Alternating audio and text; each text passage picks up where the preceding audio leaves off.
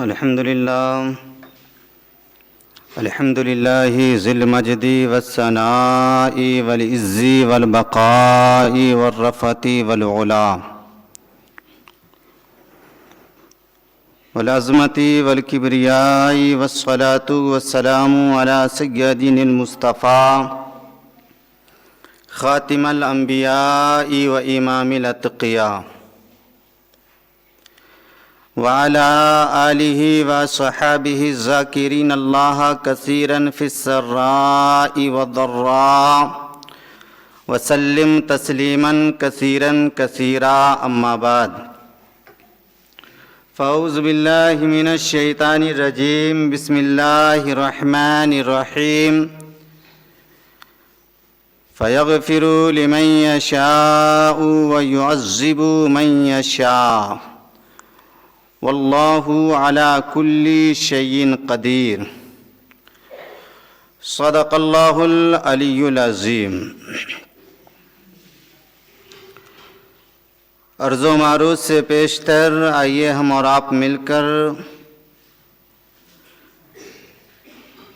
اپنے نبی کی بارگاہ میں والہانہ انداز میں درود پاک پڑھیں۔ اللہم صلی علی سیدنا شفیعنا حبیبنا مولانا محمد بارک وسلم صلو علیہ صلاۃ و سلام علیک یا رسول اللہ صلی اللہ تعالی علیہ وسلم۔ قرآن مقدسہ کہتا ہے فیغفر لمن یشاء ویعذب من یشاء، کہ اللہ رب العزت بروز محشر جسے چاہے گا بخش دے گا اور جسے چاہے گا عذاب دے گا۔ واللہ علی کل شیء قدیر، کیونکہ اللہ رب العزت ہر چیز پر قادر ہے۔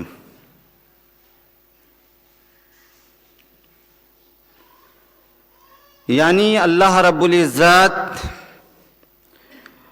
بڑی قدرت والا ہے، بڑی قوت والا ہے، بڑا پاور والا ہے۔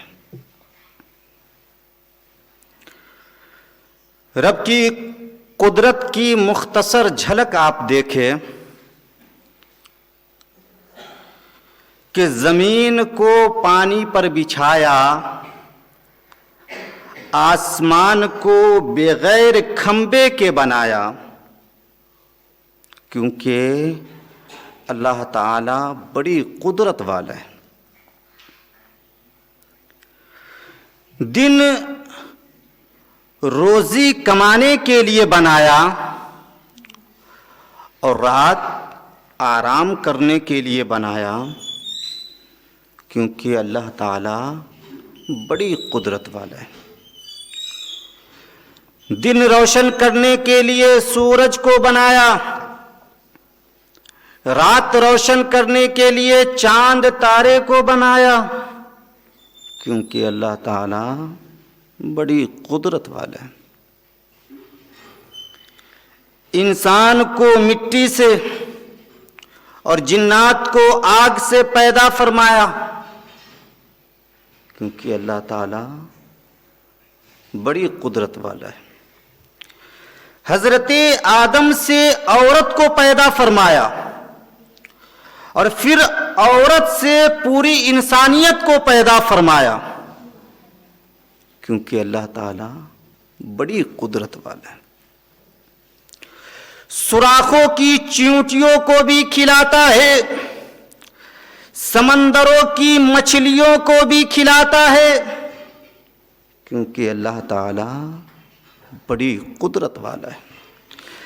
زمین پر چرنے والے چرندوں کو بھی کھلاتا ہے، ہوا میں اڑنے والے پرندوں کو بھی کھلاتا ہے، کیونکہ اللہ تعالی بڑی قدرت والا ہے۔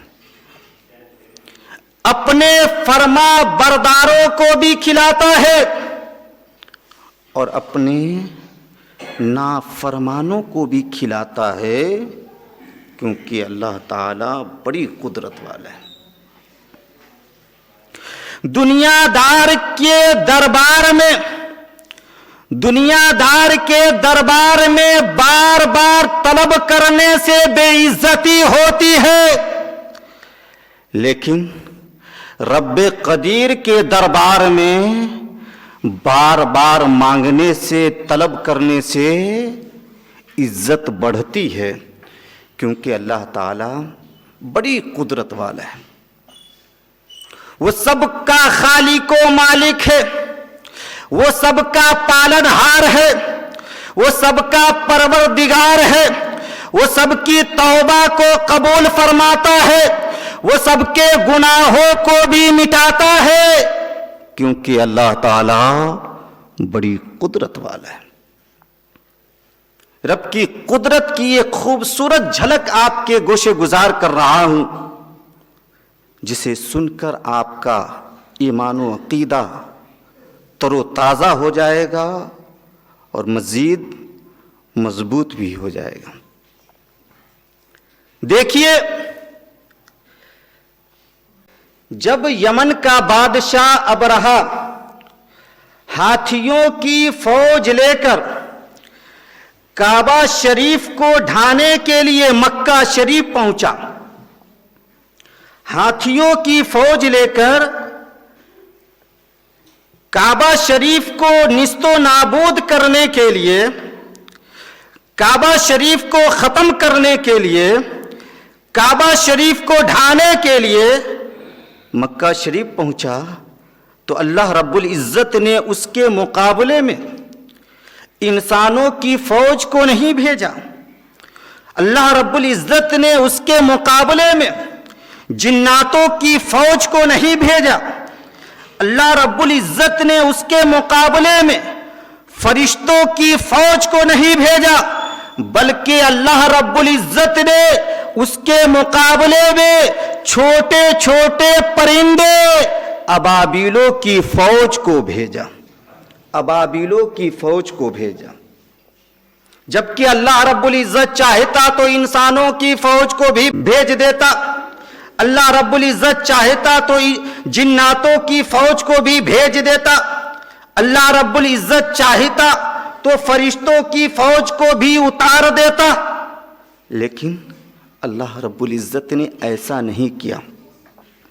تو آخر کیوں اللہ رب العزت نے چھوٹے چھوٹے پرندے ابابیلوں کی فوج کو بھیجا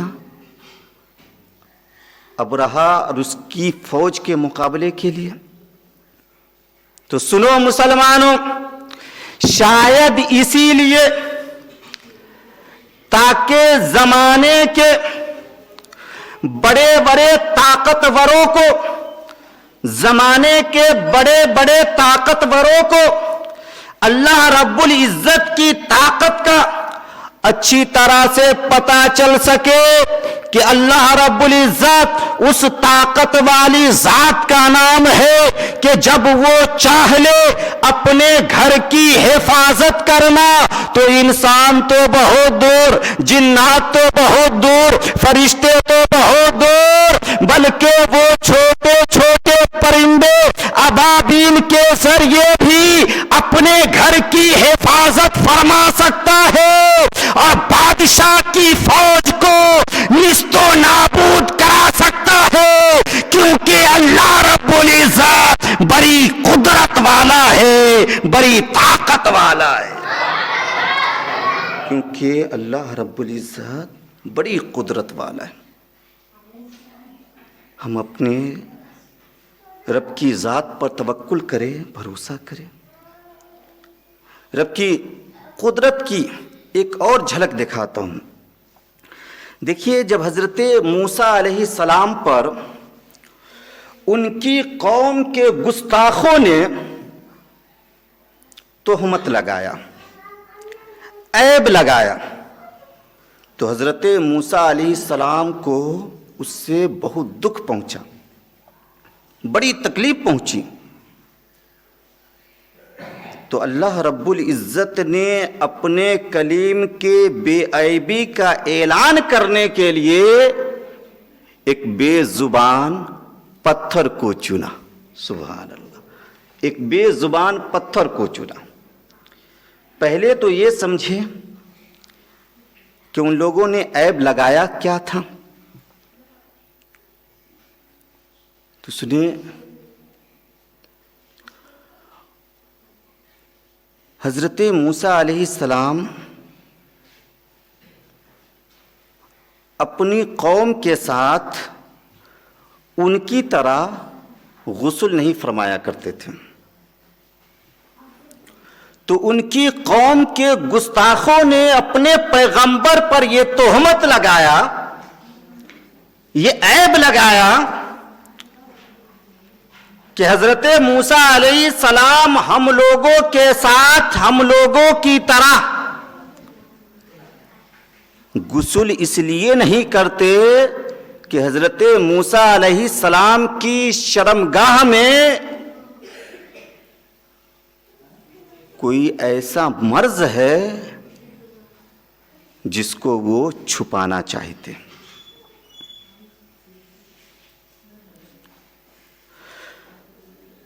وہ قوم مکمل برہنہ بدن غسل کیا کرتی تھی, اپنے جسم سے سارے کپڑے اتار کر وہ قوم غسل کیا کرتی تھی.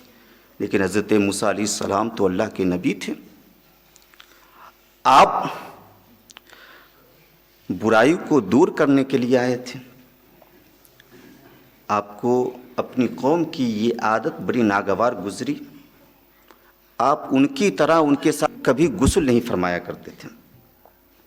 تو ان لوگوں نے اپنے پیغمبر پر تہمت لگا دیا.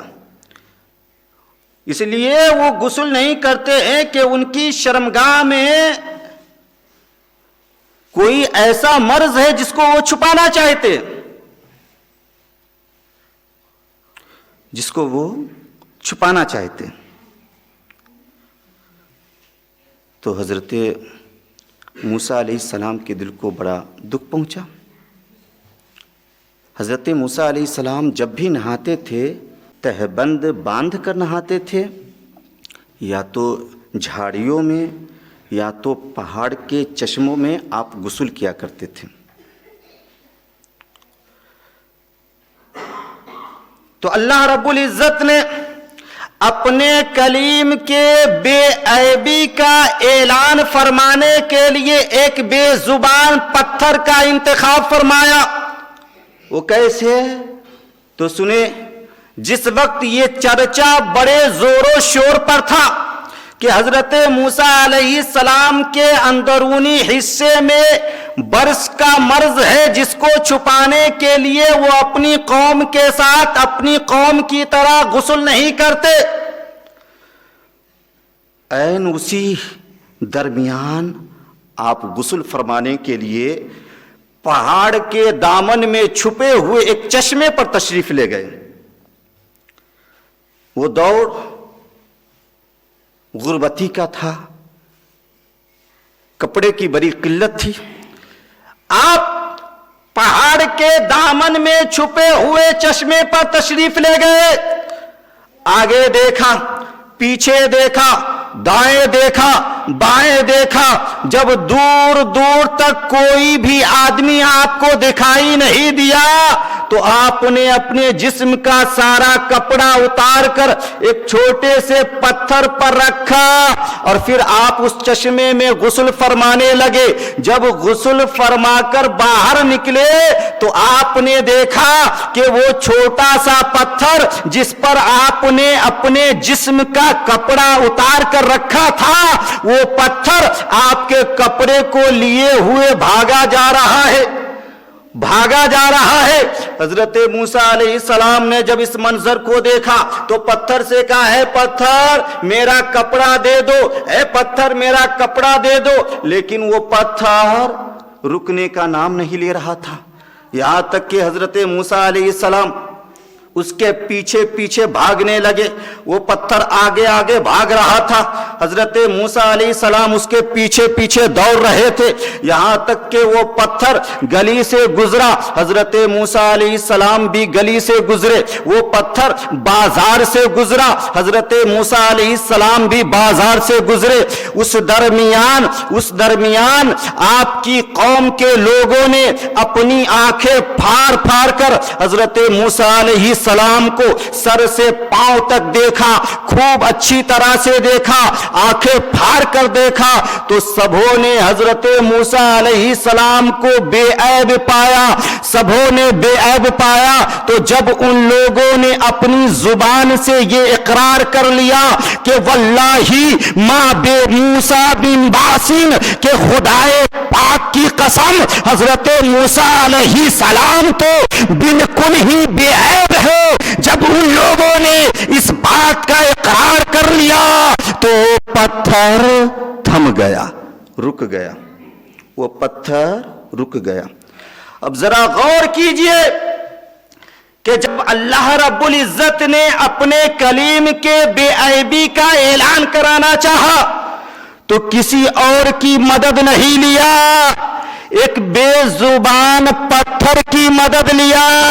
کیوں؟ شاید اسی لیے تاکہ زمانے کے گستاخوں کو اچھی طرح سے رب کی قدرت کا پتہ چل سکے کہ اللہ رب العزت اس طاقت والی ذات کا نام ہے کہ جب وہ چاہ لے اپنے کلیم کی مدد کرنا تو ایک بے زبان پتھر کے ذریعے بھی اپنے کلیم کے بے عیبی کا اعلان کروا سکتا ہے, کیونکہ اللہ رب العزت بڑی قدرت والا ہے.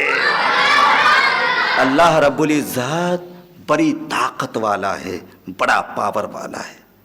اور مختصر میں یہ واقعہ بھی دیکھ لیں, رب کی قدرت کی ایک اور جھلک دیکھ لیں. دیکھیے, مچھر سے ہم سب کا آئے دن آمنا سامنا ہوتا رہتا ہے. مچھر سے, مچھر دیکھنے میں بہت چھوٹا ہے لیکن اس کے اندر بڑی ہمت ہے.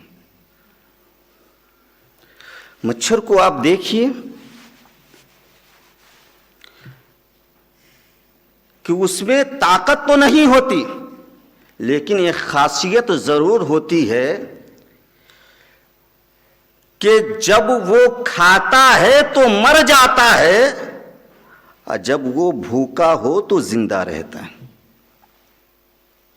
رب کی قدرت کی ایک خوبصورت جھلک دیکھیے کہ ایک چھوٹے سے مچھر کے اندر ہاتھی کے سارے اعضاء موجود ہیں. کتنا بڑا ہاتھی ہوتا ہے, جتنے اعضاء ہاتھی کے جسم کے اندر موجود ہیں اتنے اعضاء مچھر کے جسم کے اندر بھی موجود ہیں.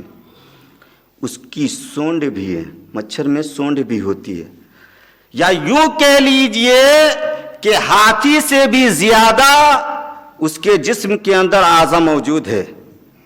یعنی 2 پر جو مچھر میں ہوتے ہیں 2 پر وہ ہاتھی میں نہیں ہوتے, تو ہاتھی سے زیادہ 2 پر اس میں موجود ہیں.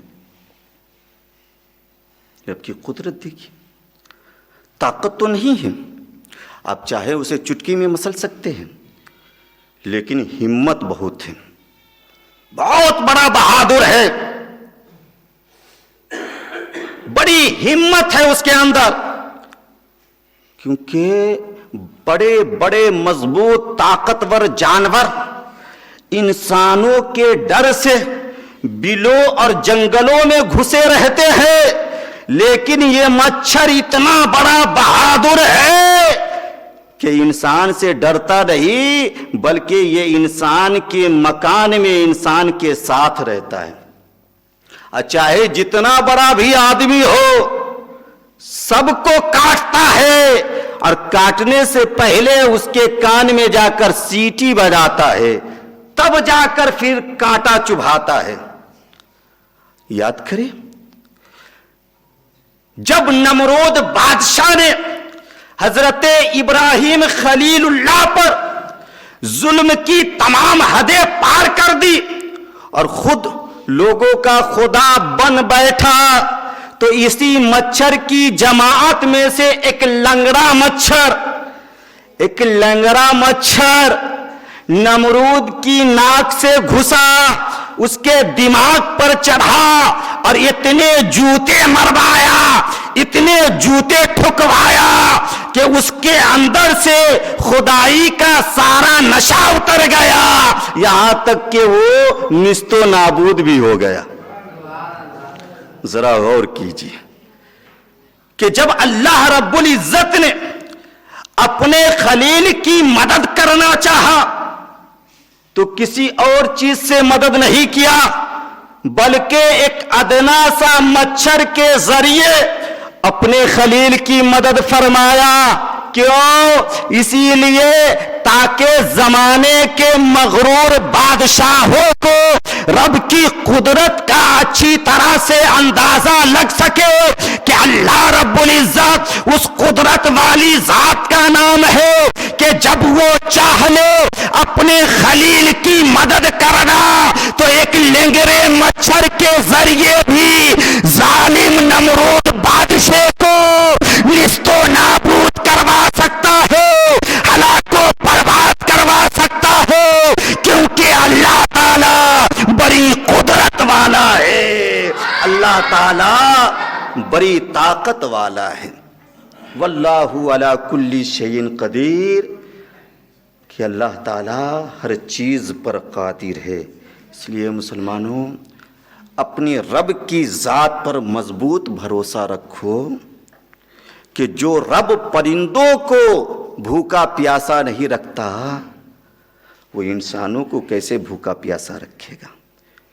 اس لیے اپنے رب کی ذات پر مکمل بھروسہ رکھیے اور حقانیت کے ساتھ اپنی زندگی گزاریے، ایسی زندگی گزاریے جس سے اللہ اور اس کے رسول کی خوشنودی حاصل ہو جائے اور ہمارا دونوں جہان میں بیڑا پار ہو جائے۔ اللہ تعالی ہم سب کو اپنی ذات پر مکمل طور پر بھروسہ کرنے کی توفیق عطا فرمائے، ہم سب کو اہدنا الصراط المستقیم پر چل کر زندگی بسر کرنے کی توفیق عطا فرمائے۔ وآخر دعوانا الحمدللہ رب العالمین۔ السلام علیکم۔